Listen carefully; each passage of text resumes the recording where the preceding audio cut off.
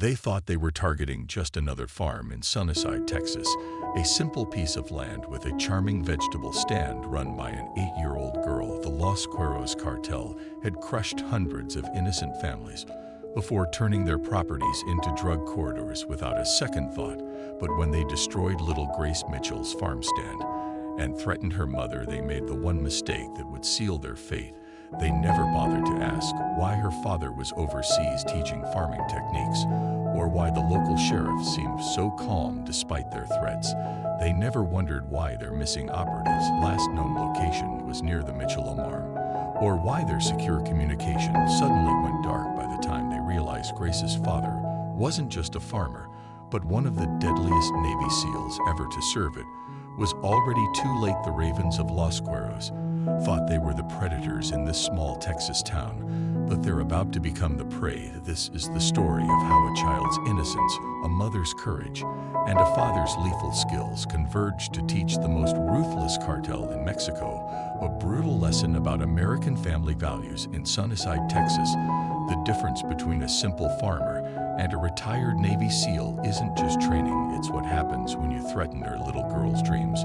Before we jump back in, tell us where you're tuning in from. And if this story touches you, make sure you're subscribed, because tomorrow I've saved something extra special for you. Morning dew still clings to the vegetables as Grace Mitchell carefully arranges her produce. Display her small hands work with practiced precision, each tomato placed just so, every cucumber aligned perfectly. The wooden farm stand built by her father before he left bears the hand-painted sign, Grace's Garden Fresh. The early bird gets the worm. Grace mumbles to herself, repeating one of her father's favorite sayings. She adjusts her ponytail and straightens her overalls, determination evident in her young face. Laura Mitchell watches from the farmhouse porch, coffee cup in hand. Her daughter's dedication brings both pride and worry to her heart. The morning news plays quietly from her phone. Another report about cartel violence creeping north of the border. Albert Edwards' old pickup truck rumbles down the dirt road. Right on schedule, the elderly farmer has been their first customer every morning since Thomas left for his agricultural consulting job overseas. Morning, Miss Grace, those tomatoes looking mighty fine today. Morning, Mr. Edwards' dad's special fertilizer mix is really working. Want to try one? Albert inspects a tomato with expert eyes. Your daddy sure knows his stuff, both about growing things and other matters. A pristine black SUV rolls past the farm entrance, wheels too clean for local roads. Albert's weathered face hardens slightly. Laura's hand tightens on her coffee cup. Grace, honey, why don't you come help me with break breast? Laura calls out, her voice casual but firm. Just a minute, Mom. Mr. Edwards needs his vegetables. The SUV makes another pass, slower this time. Grace remains focused on her sales, but Laura and Albert exchange knowing looks. In the distance, Sheriff David Brooks's patrol car appears as if by chance. The morning unfolds with steady customers, locals who've come to rely on Grace's produce. Rosa Hernandez from the diner loads up on vegetables for her daily specials. Officer Daniel West stops by ostensibly for cucumbers, but his eyes scan the surroundings with professional interest.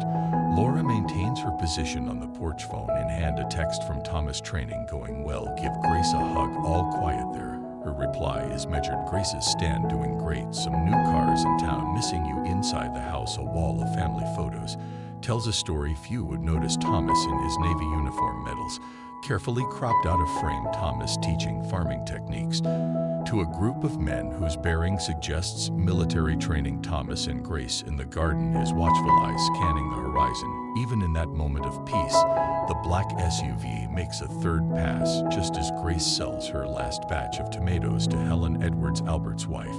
This time, Sheriff Brooks pulls up to the farm stand. Morning, Grace. Laura, those fells in the SUV giving you any trouble? What fellows? Grace asks, counting her morning's earnings. Just some tourists, I expect, Laura says smoothly. Grace, time to start your lessons. As Grace packs up her stand, she chatters about the day's sales. Behind her, Laura and Sheriff Brooks speak in low tones. Words like increase activity and border patrol reports drift on the morning breeze. In the SUV, Fernando Vargas watches through tinted windows. Perfect location, he mutters in Spanish. 3 county lines meet here, easy distribution. Point. Carlos Lopes riding shotgun checks his tablet. Owner not just some farmer currently overseas teaching agricultural techniques in Mexico City. Convenient, Vargas smiles. Very convenient. What they don't see is Laura Mitchell's subtle check of the reinforced panels beneath the farm stand. They miss Sheriff Brooks's quick photograph of their license plate. They never noticed the small camera hidden in Grace's hand-painted sign, its feed running to a secure server. The morning sun climbs higher as Grace heads inside for her homeschool lessons. Laura's phone buzzes with another text package. Received. Eyes on stay sharp. She deletes the message immediately, then calls out, Grace, honey, let's review your multiplication tables. Just another morning in Sunnyside, Texas, where not everything grows in the soil, and some harvests are deadlier than others. The afternoon sun beats down on Rosa's Diner, where Laura and Grace Mitchell share their weekly lunch ritual. The small restaurant buzzes with local chatter, but conversations quiet slightly when Fernando Vargas and his men enter. Miss Grace, your tomatoes make the best salsa in Texas, Rosa announces deliberately loud enough to carry. She sets down 2 plates of enchiladas, her eyes tracking the newcomers. Daddy says good soil makes good food, Grace replies, proudly showing Rosa her morning's earnings. We're saving up for a bigger stand. Laura watches the Cartel members through the diner's aged mirror. Vargas takes a booth with a clear view of their table. Carlos Lope and Pablo Ramirez flank him, trying too hard to look casual in their pristine clothes. Sheriff Brooks mention new folks in town, Rosa says, quietly refilling Laura's coffee. Not the friendly kind, just passing through. I'm sure. Laura's hand briefly touches the small of her back, where nothing shows beneath her loose shirt. Grace organizes her money into neat piles, 20% for seeds, 30% for supplies, 50% for savings. Just like Daddy taught me. Vargas approaches their table, all smooth smiles and expensive cologne. What a smart little businesswoman. Your farm stand, it's becoming quite famous. Laura shifts, slightly angling herself between Grace and Vargas. We do our best to serve the community. Such prime location, your farm, right where 3 counties meet. Very convenient for distribution. Vegetables, Laura says evenly. Local produce only. Grace looks up from her money. Would you like to buy some tomatoes, mister? We're having a special tomorrow. Vargas' smile doesn't reach his eyes. Perhaps your father, he teaches farming in Mexico City. Yes, such a long way from home. He helps people grow better food. Grace beams. He's really good at it. Sheriff Brooks chooses that moment to enter the diner. Deputy West close behind. They take seats at the counter, positioning themselves with clear sight lines to Vargas' table. Grace, honey, we should head home. Afternoon deliver is coming soon. Laura stands, her movement fluid but purposeful. But Mom, I haven't finished telling Rosa about now. Sweetie, outside, Albert Edwards' truck rolls past, slowing deliberately. Ellen waves from the passenger seat, but Albert's eyes are sharp on Vargas' men back at the farm. Laura sends Grace to attend the greenhouse while she makes a call from the barn. They made contact. Yes, direct approach. No, Grace doesn't suspect. The sheriff's aware. In Mexico City, Thomas Mitchell stands in a secure room listening. His students, actually elite military personnel, wait respectfully. A map on the wall shows Sunnyside's location relative to known cartel routes. Your wife can handle herself, his commander reminds him. We're almost done here. Los Cuervos doesn't make social calls. Thomas responds, studying surveillance photos. They're expanding north, just like we predicted at the Sunnyside Sheriff's Office. David Brooks updates his wall of intelligence. New photos show Vargas's SUV at various locations. Notes detail increased activity along the county lines. They're setting up distribution routes. Deputy West observes using back roads, farm access points. Question is why show their hand? Los Cuervos usually moves quieter than this, unless they want to be seen, unless this is just the distraction at Rosa's Diner. After the lunch rush, Rosa makes another call. Her accent thickens as she speaks rapid Spanish, reporting the day's events to unseen allies. A former life in Mexico law enforcement gives her unique insights. Grace, unaware of the currents swirling around her, tends her greenhouse tomatoes. She talks to them like her father taught her, checking soil composition and moisture levels with scientific precision. A drone too high to hear captures images of the Mitchell farm in the SUV parked miles away. Carlos Lopes marks access points and security camera locations on a tablet. The mothers see marrying. Ramirez notes she moves like military. Doesn't matter. Fargas dismisses. We take the farm in 3 days. If they resist, he shrugs. Accidents happen. The afternoon fades into evening. Laura helps Grace pack away the farm stand supplies, both unaware of the infrared cameras tracking their movements. Their dinner conversation stays light, but Laura's phone buzzes with encrypted messages throughout the meal. Mom, when's Daddy coming home? Grace asks, helping with dishes. Soon, baby, very soon. In Mexico City, Thomas Mitchell concludes his agricultural seminar. His students, special forces from 3 countries, review their notes on cartel operations disguised as farming data. Time to go home, he tells his commander. My family needs me. 3 more days, comes the reply. The operation will have to finish without me. Thomas's tone leaves no room for argument. Los Cuervos just made this personal night. Settles over Sunnyside. Grace sleeps peacefully, her money carefully counted and stored. Laura makes her rounds, checking security systems disguised as agricultural monitors. Sheriff Brooks's patrol car passes by, part of an increased but subtle police presence. In the darkness, unseen figures move through the surrounding farmland. The calm before the storm settles over Sunnyside, where tomorrow's harvest might be measured in justice rather than vegetables. Telling and preparing this story took us a lot of time, so if you are enjoying it, subscribe to our channel. It means a lot to us. Now back to the story. Dawn breaks over the Mitchell farm to reveal destruction. Grace's beloved farm stand lies in split linters, produced, scattered, and crushed across the dirt. Driveway spray painted across the broken wood. The black raven spreads its wings. Grace stands in her pajamas, small fists clenched. Mom, why would someone do this? Laura surveys the damage, her face calm for her daughter's sake. Sheriff Brooks crouches by the wreckage, taking photos. Deputy West interviews Albert Edwards, who discovered the vandalism during his morning produce run. Probably just some kids causing trouble, Sheriff Brooks says loudly, then adds quietly to Laura, professional job. They knew where to cut, how to break. This wasn't random. Grace picks up a smashed tomato, her lower lip trembling but refusing to cry. We can rebuild it, right? Daddy showed me how to use tools, of course. We can. Sweetheart. Laura hugs her daughter. Why don't you go get dressed? We'll have breakfast at Rose's today. Once Grace is inside, Laura's demeanor changes. David, there's a camera in the old oak memory card. Should have everything already retrieved it. Laura, if you want protection, not yet. We need to know their full plan first. Albert Edwards clears his throat. Helen, and I have that old produce cart in our barn, needs some fixing, but it'll do for now. At Rose's diner, the morning crowd buzzes with news of the vandalism. Grace sits at the counter designing the new stand on her placemat, while Rosa serves her special chocolate chip pancakes. Will make it better than before, Grace declares, with a bigger shelf for the tomatoes. The bell chimes as Vargas enters with his men. Rosa's spatula pauses mid-flip. Laura's hand drifts beneath the counter. Such a shame about your stand, was says, all false sympathy. Perhaps you should consider selling the farm. These things, they often escalate. The farm's not for sale, Laura replies evenly.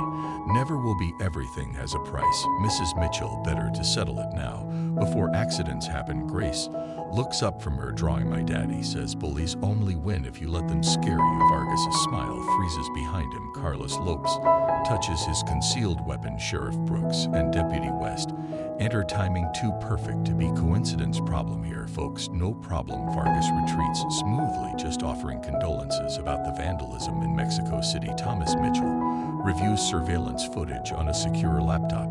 His expression hardens at the sight of his daughter's destroyed stand. Pulling you out tonight, his commander says. Extraction team ready. No too obvious. I go as planned. Commercial flight tomorrow. Just another farmer heading home. Los Cuervos has eyes on the airports.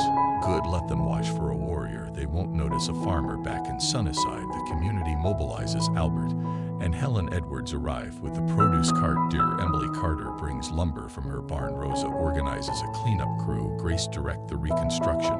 Like a tiny foreman, Daddy's design had support beams here and here. Her small finger traces the plan she drew. Laura watches while coordinating with Sheriff Brooks. Hidden cameras are repositioned. Silent alarms tested. The new stand will be more than it appears by afternoon. A replacement stand takes shape, stronger, larger, with subtle reinforcements and hidden compartments. Grace paints it with bright colors, adding a defiant touch. A small eagle above the raven, painted wings. Eagles eat ravens, she explains to Rosa. Daddy taught me that in their SUV. Vargas and his men observe the rebuilding. They're not scared. Lopes notes they will be. Vargas makes a call, speaking rapid Spanish. Orders are given. Plans accelerated. Evening brings more supporters. Deputy West installs decorative lights that happen to illuminate all approaches. Dr. Carter's delivery of fresh lumber conceals new security equipment. Grace serves lemonade to her helpers, beaming with pride at the improved stand. Mom, can we call Daddy? Show him what everyone did. Laura checks her phone. A message from Thomas. Landing tomorrow. Standard protocol. Love you both. Soon, baby. He'll see it in person soon as darkness falls. Laura activates the new security system, disguised within the farm's irrigation controls. Grace sleeps upstairs, her father's combat medal clutched in her hand, a secret good luck charm. She thinks no one knows about Sheriff Brooks Parks at his usual overlooked position, watching Vargas's men watch the farm. The game of cat and mouse escalates, but nobody's sure who's really the cat. In Mexico City, Thomas Mitchell boards a plane dressed as a simple agricultural consultant. His laptop contains farming presentations. His carry-on holds work boots and soil samples. Nothing suggests special forces training or combat experience. But in his jacket pocket, a photo shows Grace at her original farm stand. Its edges are worn from frequent handling. A warrior heads home wearing a farmer's disguise, carrying a father's fury. Night deepens over Sunnyside. Tomorrow will bring Thomas Mitchell home, but it will also bring Los Cuervos' next move. The question isn't if blood will water the Texas soil, but whose it will be. Thomas Mitchell stands in the Mexico City airport, looking every bit the agricultural consultant. His weathered hands hold a coffee cup while he reviews soil analysis reports. Fellow passengers, he only a tired farmer heading home, missing the way his eyes track every movement, the subtle shift of his weight. When strangers pass too close. Final boarding call for Flight 23 on 7 to Houston. The announcement echoes. Thomas gathers his worn laptop bag full of legitimate farming presentations and soil samples. They'd serve their purpose, concealing his real mission of training elite units in anti-cartel operations. At the Mitchell farm, Laura helps Grace set up the newsstand for its first full day of business. The morning sun catches the freshly painted eagle above the raven's wings. Bigger and better, Grace declares, arranging tomatoes with scientific precision. Just like Daddy says, always improve. Laura notices the black SUV before Grace does. It parks at the edge of their property, joined by two more vehicles. Fernando Vargas steps out with Carlos Lopes and 6 new men. Grace, go help Rosa unload her truck. Laura's voice leaves no room for argument. But Mom, I haven't finished the display now, sweetie. Grace runs to Rosa's approaching pickup. The diner owner deliberately takes her time unloading boxes, keeping Grace occupied and away from the confrontation. Vargas approaches with his men spreading out in a practiced formation. Mrs. Mitchell, we need to discuss business. My husband handles all business matters. He'll be home soon. Too soon, perhaps. Vargas's smile turns cold. Flights can be so dangerous these days. Laura's stance shifts imperceptibly. Is that a threat, Mr. Vargas? Simply an observation, like how I observe your farm's location would be perfect for our distribution needs. We're willing to pay 3 times market value. The farm's not for sale, not at any price. Carlos Lopes steps forward and, reaching inside his jacket before he can move further, the distinctive sound of a pump-action shotgun cuts through the morning air. Albert Edwards stands at his property line, weapon raised. Helen beside him with her own rifle. And want to rethink that move. Son, Sheriff Brooks's patrol car appears at the end of the driveway. Deputy West's vehicle approaching from the other direction. More neighbors arrive. Dar Carter's truck, the Peterson family's van, even old Mr. Johnson from the gas station. Quite a welcome committee, Vargas observes, but they can't watch forever. Long enough, Laura replies. A hand hasn't moved from behind her back. My husband lands in 3 hours. Maybe we should continue this discussion. Then at Houston International Airport, Thomas clears customs with his agricultural papers. His phone shows a message from an unlisted number. Los Cuervos, watching arrivals. 4 men, North Terminal. He deliberately takes the south exit, boarding a rental car shuttle. The Visiting Farmer Act continues as he chats with the driver about soil conditions and rainfall patterns. Back at the farm, Grace sells vegetables to a steady stream of customers. Each sale feels like an act of defiance. Every neighbor who stops by just happens to be armed, just happens to stay a little longer than necessary. Your daddy taught you good business sense, Rosa says, buying another box of tomatoes. She doesn't need her car's trunk briefly opens, revealing cases of ammunition beneath shopping bags.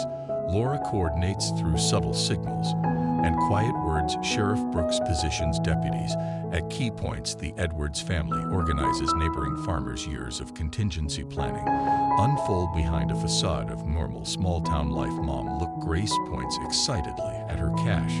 Book's best sales day ever. Can we call Daddy soon, baby? He's still traveling. Laura checks her phone. Thomas's coded message shows his progress. Weather clear, roads good, home for dinner. Vargas and his men maintain their position at the property's edge. More Cartel soldiers arrive in regular vehicles, pickup trucks, and family cars that would draw attention. They gather at the abandoned barn. Two properties over movement at the Mitchell farm. A Cartel spotter reports whole towns arming up. Let them, Vargas dismisses. Once we have the father, they'll fall in line. No one risks their children. What they don't see is Laura's quick hand movement activating hidden cameras. They miss Deputy West's drone disguised as a crop surveyor. Each Cartel position is mapped. Each new arrival documented. Dr. Carter stops by the stand buying cucumbers. Sarah Jensen at the airport says the wolves are watching arrivals. Your package might need a different route.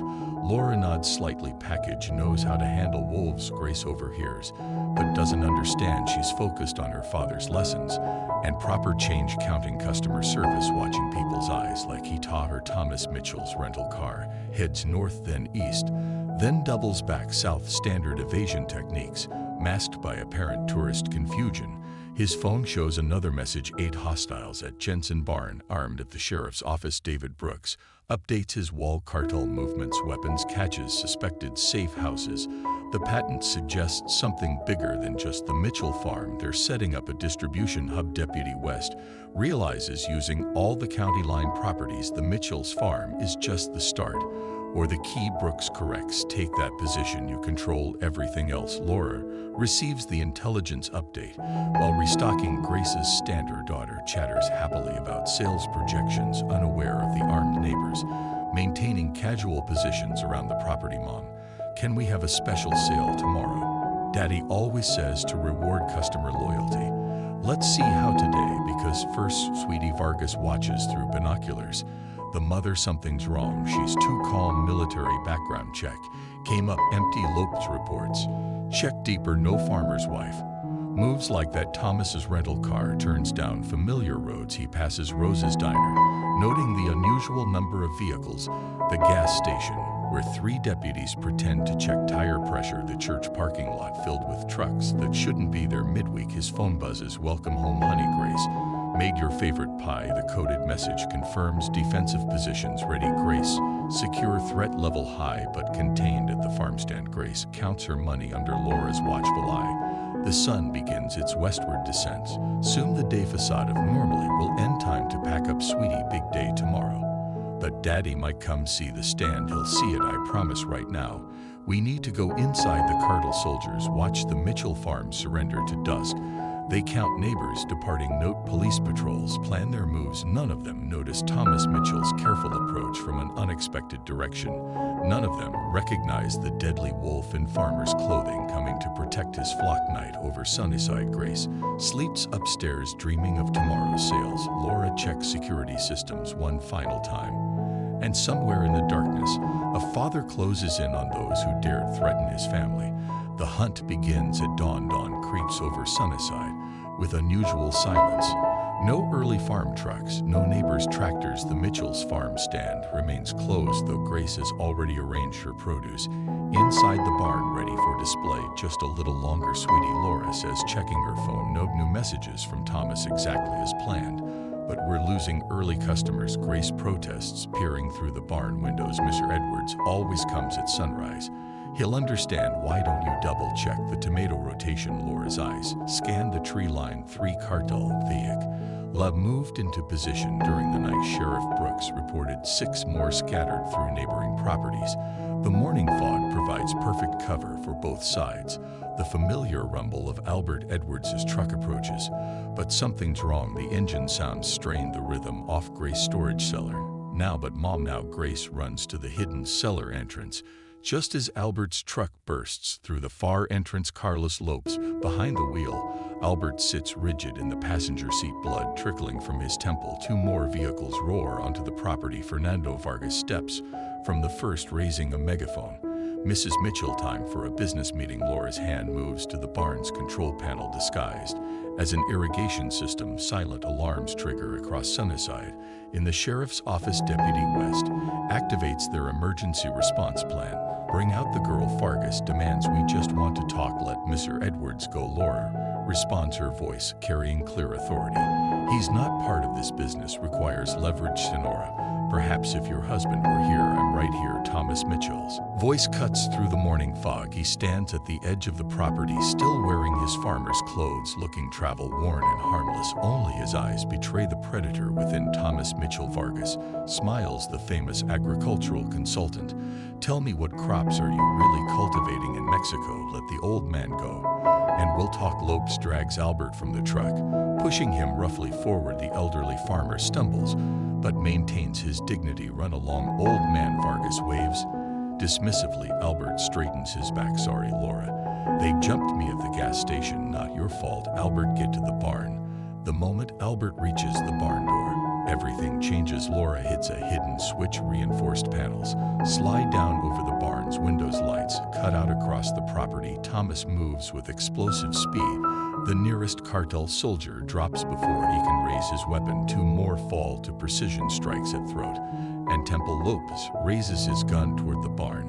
A shot rings out. Helen Edwards from her kitchen window, 300 yards away. The bullet takes Lopez's hand, his weapon spinning away. Vargas shouts orders in Spanish. More cartel members emerge from hidden positions, but the neighborhood responds. Sheriff Brooks's deputies appear on three sides. Armed farmers rise from concealed spots throughout the surrounding fields. Grace watches through the barn security camera feed, eyes wide. Mom, is Daddy, your father's very good at protecting people, sweetie. That's why he teaches overseas. Thomas Mitchell demonstrates exactly how good his movements flow with lethal grace, each strike disabling an opponent. No wasted motion, no dramatic flourishes, just brutal efficiency. Vargas retreats to his vehicle as his men fall. Laura emerges from the barn, her own combat training evident. Back to back, she and Thomas become a deadly duo. Just like Honduras, Thomas quits, dropping another attacker. I was better in Panama, Laura responds, executing a perfect takedown. Grace stares at the security feed. Mom was a soldier too. The battle shifts. Cartel members find themselves caught in a carefully planned crossfire. Years of community preparation pay off as neighbors coordinate their response with a military precision. Sheriff Brooks's voice carries over a loudspeaker. Properties surrounded. Throw down your weapons. Vargas makes a break for it, but Thomas anticipates the move. A precise strike drops the cartel. Lieutenant, Deputy West, and daughter Carter emerge from cover to secure prisoners. Grace. Thomas calls out, you can come out now, sweetheart. She bursts from the cellar and runs to her father. He scoops her up, checking her for injuries, even though she was safely hidden. You're not just a farmer, she says, touching his face. Wonderingly, I farm, he replies. I also protect people like your mom does, like this whole community does. Laura joins them, family reuniting as Sheriff Brooks coordinates the cleanup. Albert Edwards gets his truck back. Helen brings out coffee and her famous pecan rolls like it's any other morning. The stand's already ready. Grace says, can we open now? Thomas laughs, let's clean up first. But I did bring you some new seeds from Mexico, a special tomato variety. Vargas, handcuffed and seated in a patrol car, watches the family with cold eyes. This isn't over, Mitchell. Yes, it is. Thomas doesn't even look at him. Your cartel made 3 mistakes. They threatened an innocent child. They endangered a peaceful community. And they forgot that some wolves wear farmers' clothes for a reason. Grace tugs her father's sleeve. Does this mean I have to stop selling vegetables? Never, sweetheart. We'll keep farming, keep growing, keep building. That's what makes us strong. Laura checks her phone messages from law enforcement. Confirms simultaneous raids on cartel properties across 3 counties. The Mitchell farm was just one part of a larger operation, perfectly coordinated, We should put the eagle back on the stand, Grace decides higher this time. Thomas raises an eyebrow at Laura, who explains about the painted birds. He nods approvingly. Eagles and ravens he muses. But remember, Grace, the most dangerous predator is the one that looks harmless until threatened. The morning fog lifts to reveal the aftermath. Defeated Cartel members loaded into police vehicles, neighbors helping clean up the scattered debris of battle. Deborah Carter treating minor injuries with her usual efficiency. Grace's farm stand opens an hour late, but nobody minds. The entire community shows up to buy vegetables.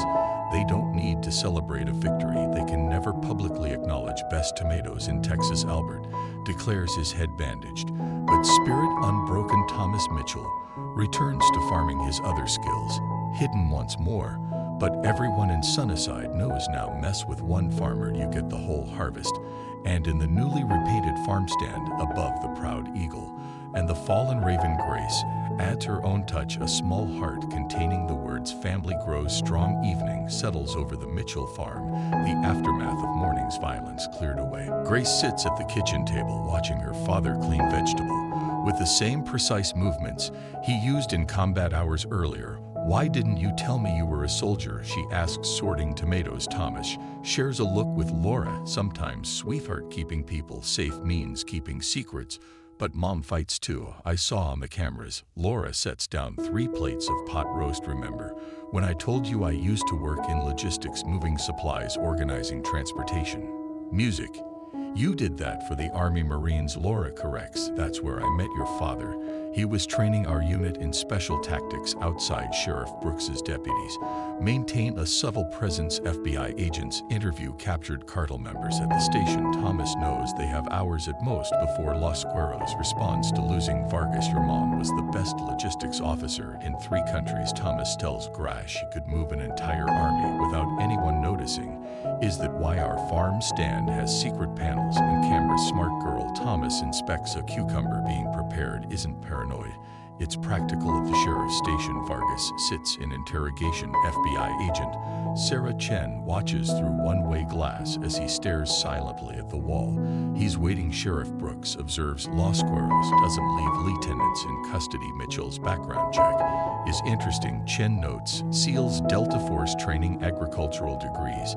His wife's service record is heavily redacted. Good people, whole family is good people. Don't usually have tactical defense systems hidden in their barn. Around here they do. Grace helps clean dishes while her parents discuss plans in low voices. Words like extraction team and border surveillance drift past.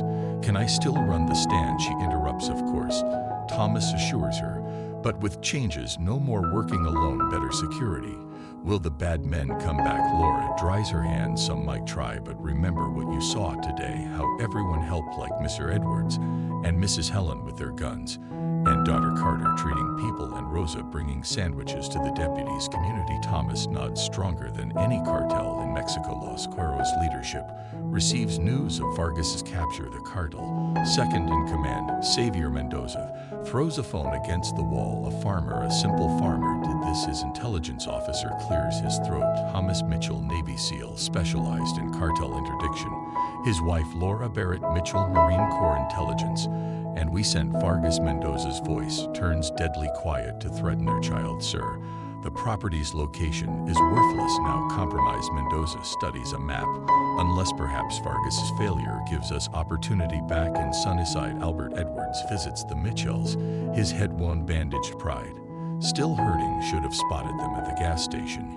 He grumbles. "You did exactly right." Thomas assures him. "Kept calm, played along, gave us time to prepare. Helen's not letting me live it down. My wife out shooting cartel gunmen from our kitchen window." Grace brings him fresh tomatoes. "You were really brave, Mr. Edwards. Your daddy taught me that trick with the truck engine." Albert winks, making it sound wrong to alert your mom. Laura's phone buzzes. A message from old contacts. "Cartel movement detected across the border. Multiple teams mobilizing. They'll try to extract Vargas." Thomas predicts hit us at the same time for revenge. "Let them try." Laura checks her tablet. Community networks already activated. National Guard on standby. Grace yawns, the day's excitement catching up. "Can I help defend the farm?" "You already do." Thomas carries her upstairs, but by being smart, staying safe And making this place worth protecting, in her room, Grace arranges her stuffed animals in defensive positions, mimicking the morning's tactics. "Daddy, are you going to teach me to fight? I'm going to teach you to think fighting's last resort, knowing when not to fight. That's real strength." At the sheriff's station, Agent Chen reviews surveillance footage. The community response was too organized, too precise, almost like they'd practiced. Sheriff Brooks agrees. "Funny thing about farmers, they believe in preparation." Vargas finally speaks, but only to request a phone call. Request denied. He settles back, smiling faintly. Waiting night deepens. Grace sleeps surrounded by tactically positioned plush toys. Laura and Thomas patrol their property, noting defensive positions, planning improvements. "Just like old times," Laura comments, checking sightlines. "Better," Thomas corrects. "Now we have something real to protect around Sunnyside." Lights burn late in scattered homes. Weapons are cleaned. Ammunition counted. Fields and pastures become potential battlegrounds, studied with veteran eyes. Dr. Carter converts her barn into a makeshift aid station. Rosa stores extra supplies in her diner's basement. The Edwards family mapped sniper positions from their second floor in Mexico. Mendoza boards a helicopter, finding everything about Sunnyside. Every resident, every building, every detail. Sir, local law enforcement will be overwhelmed. Mitchell made this personal. Now he learns what that means. Dawn approaches Grace's farm. Stands ready, produce arranged just so, but beneath its innocent exterior, new defenses wait. The battle for Sunnyside has only begun. Thomas Mitchell watches the horizon. Farmer's calluses overlaying warrior's scars on his hands. Years of combat taught him to sense coming storms. This one will test not just his family, but every connection, every friendship, every bond in their adopted home. Let them come, he thinks. Some wolves wear farmers' clothes, and some farmers are more dangerous than any wolf. Midnight in Sunnyside. Grace wakes to hush voices downstairs. Her parents' tones carry that special edge. She's learning to recognize danger coming. 3 teams. Laura whispers, studying thermal imaging on her tablet. Moving through the Peterson Southfield. Thomas checks his phone. Sheriff Brooks has state troopers in position. FBI too far out. Mendoza, leading personally border patrol, caught his helicopter crossing. Grace creeps to her doorway, catching fragments of conversation. The word extraction comes up repeatedly. She remembers her father's lessons. Listen, observe, think. A quiet chirp from Laura's tablet. Movement at the old grain sill. They're splitting up. Classic pins move. Thomas notes they'll expect us to focus on Vargas extraction while the main force hits here. Laura switches camera views. At least 30 men. Grace holds her breath as footsteps approach her door. Opens slowly. Time for the backup plan. Sweetheart, Laura whispers, just like we practiced. Thomas lifts her, already dressed and ready. Remember the root cellar route through the greenhouse, past the tomato beds, 3rd shelf unit. Smart girl, go with mom, I'll delay them. Laura leaves Grace downstairs as Thomas checks weapons hidden behind farming tools. Each movement precise, practiced, but human. No superhuman feats, just years of training and preparation. Outside, Cartel members move through darkness. Their night vision gear reveals empty fields, seemingly undefended. Too easy. The first team triggers hidden sensors in the cornfield. Sprinklers burst to life, not spraying water, but a special mixture. Night vision goggles flare, blinding white defensive positions. Thomas's voice carries across hidden speakers. Her surrounded. Gunfire erupts at the sheriff's station, a coordinated attack to free Vargas. But Sheriff Brooks expected this. Deputies and state troopers emerge from concealed positions. FBI en route. Agent Chen radios maintain containment. Laura and Grace reach the greenhouse. Signs of intrusion already visible. Cut power lines, disabled cameras. But Laura smiles. Watch, she tells Grace. Remember how we plant in grids? Grace nods. Every row measured, marked, recorded. She's helped document each plant's position since she could walk. Those men didn't check the soil. Laura points to disturbed earth between tomato rows. They broke the grid. Understanding dawns on Grace's face. The pressure plates. Silent alarms trigger across the property. Hidden lights snap on blinding intruders. Thomas's voice echoes again. Last chance to surrender. Ask Vargas how this ends. Mendoza, watching from the tree line, curses. Push through, find the girl. But his men hesitate. Training tells them this is wrong. Too many hidden angles, too many covered approaches. The farm's layout, perfectly innocent by day, becomes a tactical nightmare. Grace helps Laura activate greenhouse defenses, each sprinkler system, each ventilation fan repurposed to channel intruders into killing zones. Your father designed this, Laura explains, typing commands. He studied their tactics for years. Is that why we grow corn so tall? Smart girl, perfect cover for motion senses. At the sheriff's station, Vargas sits calmly as chaos erupts outside. You don't understand, Los Cuervos.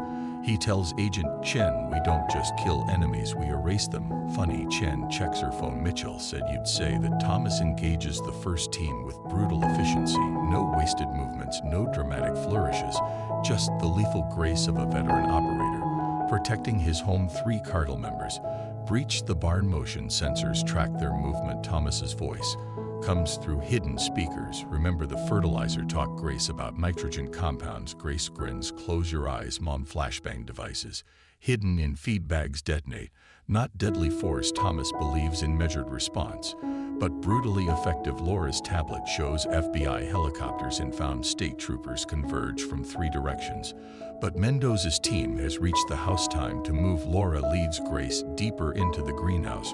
Remember the tomato varieties? Grace nods, understanding. Each plant tag color-coded, marking safe paths through their defenses. Red for danger, yellow for caution, green for escape routes. Ghost peppers next season. Grace decides extra spicy. Laura almost laughs, her daughter planning crop improvements in the middle of a firefight. Definitely Thomas's child. Mendoza's voice carries through darkness. Mitchell, face me or we burn everything. Typical Cartel. Thomas replies, voice coming from multiple speakers. All threat, no strategy. The ground erupts. Irrigation pipes converted to high-pressed deterrent systems. Spray intruders with targeted birds. Not lethal, but fighting through it is impossible. Grace reaches the root cellar entrance. Mom, the stand, we didn't cover the vegetables. Our priority, sweetie, produce can be replaced. But Grace's concern sparks an idea. Laura radios Thomas, remember Croatia, the market defense? Thomas's reply comes with a smile in his voice, like mother, like daughter. Mendoza's men reach the farm. Stand in. Their leader demands updates, furious at the lack of progress. Then he sees it produce. Left exposed, a vulnerable target. Burn it. He orders, show them we mean business. The moment they approach, Thomas's final trap springs. The stand's reinforced panels drop like guillotines. 6 Cartel members caught, contained, and exposed to waiting law enforcement. Crop rotation. Grace whispers proudly, just like Daddy teaches. FBI helicopters arrive as state troopers close the net. Mendoza realizes too late the entire operation was a trap. Not just tonight, but from the very beginning. You played us, he spits as Agent Chen takes him into custody. The farm, the stand, the innocent act, no act. Thomas emerges from shadows. We are farmers, we just know how to deal with pests. Dawn approaches. Grace helps Laura check their produce, most still perfectly arranged. Despite the chaos, the farm stand will open on time. Normal routine maintains cover. Laura explains and shows them they didn't win. Grace adds Thomas watches FBI and state troopers process captured Cartel members. Years of preparation paid off, but he knows this isn't over. Cartels have long memories. But looking at his daughter proudly rearranging vegetables, his wife coordinating with law enforcement, his neighbors emerging to help clean up, Thomas feels only certainty. Let them come. Some threats are obvious, like soldiers in the night. Others hide behind badges or business suits. But here in Sunnyside, watching his daughter's farm stand open for another day of business, Thomas Mitchell knows the deadliest force isn't the one that looks dangerous. It's the one that looks like home. More at the Mitchell farm brings unusual customers to Grace's stand. Men in suits examining vegetables with too much interest. Unmarked cars parked along the road, all trying too hard to look casual. FBI. Laura murmurs to Thomas, 3 teams, they're searching for something. Let them search. Thomas adjusts Grace's produce display. Agent Chen's right about what one thing, there's more here than Cartel expansion. Grace sells tomatoes to a man whose suit can't quite hide his shoulder. Holster your badge is showing. Sir, would you like some cucumbers too? The agent stammers, caught off guard by her directness. Other customers, real ones, hide their smiles. Grace's innocent observation carries weight at the sheriff's station. David Brooks faces uncomfort. Able questions internal affairs. Investigators circle like sharks. Awful lot of tactical gear for a small town department. One notes awful lot of cartel activity for a small-town Brooks Counters agent. Chen reviews surveillance footage in the next room. Something catches her eye. Mendoza meeting someone before the attack. The image quality is poor, but the other man wears a police uniform. Laura's tablet chimes her intelligent contacts, flags suspicious financial transactions. Shell companies buying land around Sunnyside, all tracing back to seemingly legitimate businesses. They're building infrastructure. She tells Thomas the farm wasn't their only target. No, Thomas studies property maps. Just the first one that fought back. Grace organizes her cash box, remembering faces. The man with the purple tie came twice, asked lots of questions about delivery routes. Thomas and Laura exchange looks. Their daughters developing the same situational awareness that kept them alive in combat zones. Speaking of routes, Thomas checks his phone. Rosa says there's a new delivery service in town, very aggressive about signing up local businesses. Money laundering. Laura nods. Classic cartel expansion. At Los Cuervos headquarters in Mexico, surviving lieutenants face their ultimate boss, Victor Santiago. The true power behind a cartel. Studies reports of the Sunnyside debacle. Mitchell humiliated us. Vargas replacement argues we must respond with full force. Mitchell exposed us. Santiago corrects. Now federal agencies swarm our northern corridor unless he examines photographs of Grace's farm stand, the surrounding properties, the three-county intersection. Perhaps Mitchell did a favor, drew attention exactly where we wanted it back in Sunnyside. Albert Edwards brings news while buying Tomero's. State troopers found 3 more cartel safe houses, all empty. They're adapting. Thomas helps Grace stock peppers. Learning our tactics. Laura's tablet shows more troubling data. Police departments in neighboring counties reporting equipment theft.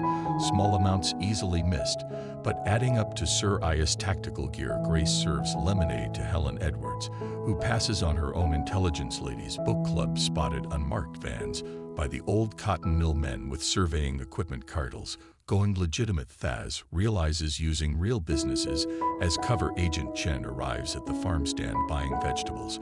She clearly doesn't need Mitchell. We need to talk. Found some interesting connections, and inside the house he spreads photos across the kitchen table. Mendoza meeting police officials, businessmen, politicians, all perfectly legal on the surface. They're building a shadow infrastructure. Laura analyzes using legitimate businesses to hide operations. Smart. Thomas admits hit us directly. They look like criminals but turn the community against us. Already happening. Chen confirms questions about your military background, suggestions that you brought this trouble. Grace listens from the doorway. But everyone knows Daddy helps people. Evidence doesn't lie, sweetheart. Thomas explains, but it can be arranged to tell the wrong story. Laura's intelligence contacts report increased chatter. Los Cuervos moving money, buying influence. Press releases about concerned citizens questioning militant responses to business developers. Sheriff Brooks arrives with more news. 2 deputies suspended pending investigation, but his sources suggest the investigation itself is compromised. They're isolating us. Thomas concludes turning the system against us.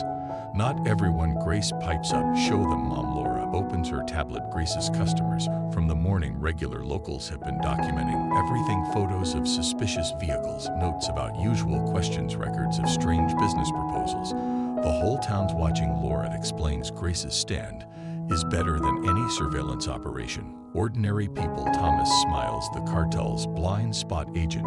Chen studies the intelligence. They'll try to discredit you, paint you as paranoid militants. Let them try. Thomas watchers. Grace organizer. Afternoon. Produce true truth shows. In actions, not accusations. Santiago's plan unfolds across counties. Small businesses pressured to accept protection. Building permits. Fast-track zoning laws. Suddenly flexible, but Sunnyside pushes back. Rose's diner becomes an intelligence hub. Driver Carter documents suspicious injuries at her practice.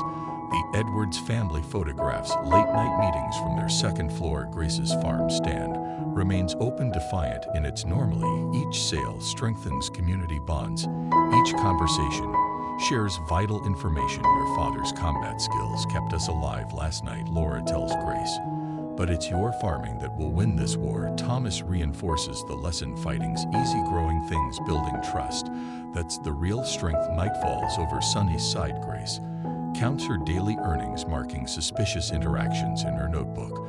Laura collates intelligence from seemingly innocent gossip. Thomas plans with Sheriff Brooks, preparing for both legal and tactical battles. Santiago reviews progress, reports his legitimate business invasion proceeds perfectly except for one small farm stand where a child's innocent questions make his men nervous. Mitchell's daughter. He muses perhaps she's the key, not as a target, but as pressure. After all, what father wouldn't surrender to protect his child's future? But he doesn't understand Grace Mitchell isn't just a farmer's daughter.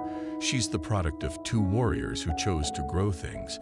And in Sunnyside, Texas, the most dangerous force isn't the one that deals in death. It's the one that cultivates life. The Sunnyside town hall overflows with residents. Grace sets up a small produce table in the back, watching faces as Santiago's lawyers present their development proposal. Her father taught her to read people, and these suits don't move like real businessmen. Revitalization project, the lead lawyer announces, bringing jobs, modernization, economic growth. Thomas sits quietly, noting which council members nod too eagerly. Laura's tablet discreetly records everything. Facial recognition software identifying cartel connections. The Mitchell farm stands in the way of progress. Another lawyer declares their militant response to legitimate business interests raises serious concerns. Grace sells tomatoes to Mrs. Peterson, who whispers 3 men checked into the motel, asked about property values. The information chain grows, each customer bringing intelligence, each sale strengthening the community network. Sheriff Brooks faces the council suspension notice in his pocket. These developers appeared right after Los Cuervos cartel activity. Increased interesting timing, baseless accusations. Santiago's lawyer objects were discussing economic development, not criminal allegations. Agent Chen watches from the back, documenting connections. Her phone buzzes with updates. Similar development projects appearing in other border towns. Laura's intelligence contacts confirm the pattern. Shell companies, legitimate fronts, community pressure. Los Cuervos. Learning from past failures, Grace organizes her cash box, noting which customers seem too interested in her family's farm. A suited man approaches smart girl running a business. He smiles. Shame if regulations changed, health code, zoning laws. My daddy says threats on work. If you're scared, Grace replies, would you like some cucumbers? They're very fresh. The man's smile falters behind him. Thomas appears silently. Everything okay, sweetheart? Just explaining our quality standards, Daddy. The lawyer retreats. Thomas squeezes Grace's shoulder proudly. She's learning to fight smart, not hard. Outside, protesters gather signs, denounce militant farmers, and demand progressive development. But Grace recognizes faces from Los Cuervos surveillance photos. Laura coordinates with Rosa, whose diner becomes command center for community response. Local business owners share legal documents comparing pressure tactics. They're buying the planning commission. Albert Edwards reports, offering consulting fees to review agricultural zones. Sheriff Brooks faces the council's interrogation. My department's tactical readiness protected this community, protected Santiago's lawyer counters, or escalated perhaps if you'd welcomed legitimate development. Agent Chen receives alarming intel. Similar tactics working in other towns. Communities, divided farms seized through legal pressure. Cartel operations hidden behind business facades. Grace watches council members vote on zoning changes. Her young voice carries clearly, Mom, aren't those the same men from the black SUV? Silence falls. Laura's tablet confirms council members meeting with known cartel associates. The evidence spreads through the crowd via phones and whispers. Thomas stands before voting. Explain these photographs. Images appear on the hall's presentation screen. Council members in suspicious meetings, accepting envelopes, holding late-night discussions with cartel link. Devil ERS. Santiago's lawyers protest, but the damage is done. Community murmur grow. Angry police chief Martins from neighboring Vernon County arrives with warrant in hand. Corruption investigation. He announces council meeting suspended. Grace sells out of vegetables. As the crowd disperses, each customer shares information. Each conversation strengthens resistance. Her farm stand becomes democracy's front line. Back home, Thomas and Laura assess the situation. They'll try again. She warns, different council, different lawyers. Let them. Thomas helps Grace count earnings. Every attempt exposes more corruption. Sheriff Brooks arrives with news suspension lifted. FBI traced the internal affairs investigation to Cartel payoffs. Agent Chen follows Santiago is getting desperate. These lay attacks cost millions, hurt their legitimacy. Grace sorts her notes, which customers asked suspicious questions, which officials showed too much interest. Her father's tactical training merges with her farming experience. We should start a market co-op, she suggests. Get all the local farms working together. Laura recognizes the strategy. United Defense. Through Commerce Smart Girl, Santiago receives the day's reports. His legal offensive falters against unexpected resistance. Not just the Mitchells now, but an entire community fighting back. They're copying our tactics, his advisor warns, using legitimate business to counter our legitimate business. Then we make it personal. Santiago decides every parent's weakness is their child's future. New lawyers arrive in Sunnyside. Health inspectors appear at Grace's stand. Tax auditors review farm records. Each attack perfectly legal, completely vicious. But Grace's market co-op idea spreads. Farmers unite, pooling resources and information. Rose's diner hosts strategy meetings disguised as coffee clubs. The Edwards family documents everything. They think laws are weapons, Thomas tells Grace. But laws protect everyone, not just the powerful. Laura's intelligence network grows. Every pressure tactic exposed, every corrupt official identified. The community learns to fight with paperwork and permits instead of bullets. Grace adapts fastest. Her farm stand becomes a symbol. Clean inspections, perfect records, undeniable success. Each attack failing against pure legitimacy. Your daddy teaches defense, Laura explains, but you're teaching resistance. Sometimes growing things is the best revenge. Night settles over Sunnyside. Grace plans tomorrow's sales, marking potential threats in her notebook. Thomas strengthens legal defenses, while Laura tracks cartel movements. Santiago studies reports of his failing offensive. These small-town farmers shouldn't be winning unless Mitchell's daughter. He realizes she's uniting them through commerce. Clever man teaching her to fight without fighting. But Grace isn't just fighting. She's growing something stronger than fear, cultivating something more powerful than threats. In Sunnyside, Texas, a little girl's farm stand proves that the greatest victory doesn't come from destroying enemies. It comes from growing friends. The black Mercedes glides into Sunnyside like a shark into peaceful waters. Victor Santiago himself has come to handle the Mitchell problem. His custom-tailored suit and perfect smile masking a predator's intent. Grace's market co-op bustles with Saturday morning activity. Local farmers sell produce alongside her stand. Strength in numbers, just as her father taught. She spots the Mercedes. First mom, she says quietly. The man from the cartel photos is here. Laura's hand touches her phone, sending silent alerts. Thomas, supervising security disguised as parking management, positions himself casually between Santiago and his daughter, Miss Mitchell. Santiago approaches the stand. Two bodyguards hanging back. Your reputation precedes you. Such a successful operation.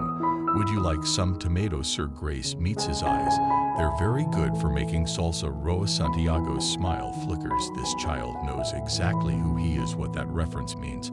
Actually, I'd like to discuss your co-op license. My company has concerns. Our paperwork's perfect. Grace responds, would you like to see our permits? Thomas watches proudly. His daughter fights with regulations instead of weapons, just as they planned at the sheriff's station. Agent Chen receives urgent intel. Santiago's visit masks something bigger. Mass property purchases through shell companies. Health inspectors being bribed. Tax officials threatened. He's not here for revenge. She realized he's here to make an example. Laura's tablet tracks Santiago's organization. Local media running suspicious stories about militant farmers' banks suddenly reviewing agricultural loans. Insurance companies raising rates. Economic warfare.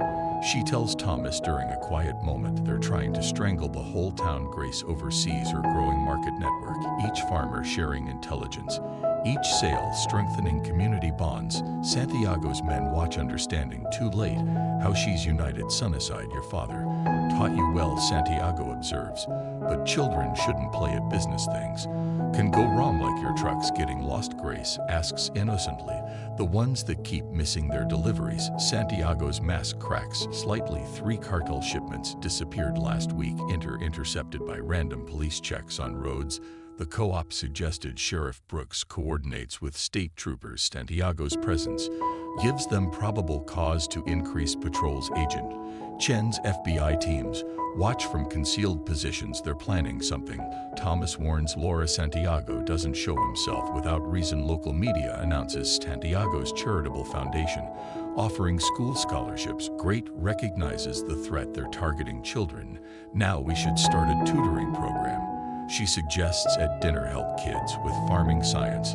Laura understands immediately. Counter their influence with education. Smart thinking. Thomas receives intelligence from Mexico. Los Cuervos rushing operations, moving resources north. Santiago's presence means major action coming. He's desperate. Agent Shen confirms her daughter's co-op is exposing their entire legitimate business network. Grace sells vegetables to Mrs. Peterson, who reports Santiago's men photographing local kids. The information spreads through the market. Whisper chain. My daddy says knowledge is power. Grace tells younger children at her stand want to learn about tomato growing. Santiago watches his influence erode. Each attempted pressure tactic turned back by a little girl's farming lessons. His phone buzzes with Cartel counsel demands for results. Enough games, he tells his lieutenants. Prepare for direct action. But Sunnyside is ready. Thomas's tactical training, merged with Laura's intelligence network, creates perfect preparation. The co-op's delivery routes double as patrol paths. Bomb's radio chatter carries coded warnings. Grace demonstrates proper produce storage to local kids, secretly teaching them recognition signals. Bad vegetables show warning signs. So do bad people. Santiago makes his move at sunset. Health inspectors arrive at the co-op with closure notices. Tax agents present audit demands. Insurance assessors declare violations. Grace simply smiles, producing perfect documentation. Every regulation followed, every requirement exceeded the community's children. Watching, learning how to fight without fighting. You're teaching resistance. Santiago realizes creating a new generation of defenders. I'm teaching farming. Grace corrects. Would you like tomorrow's harvest schedule? Laura intercepts cartel communications. Santiago's organization shifting to aggressive tactics, abandoning pretense of legitimacy. They'll try to provoke us, Thomas tells Sheriff Brooks. Make us look like the militants they claim we are. But Grace's influence spreads. Other towns copy.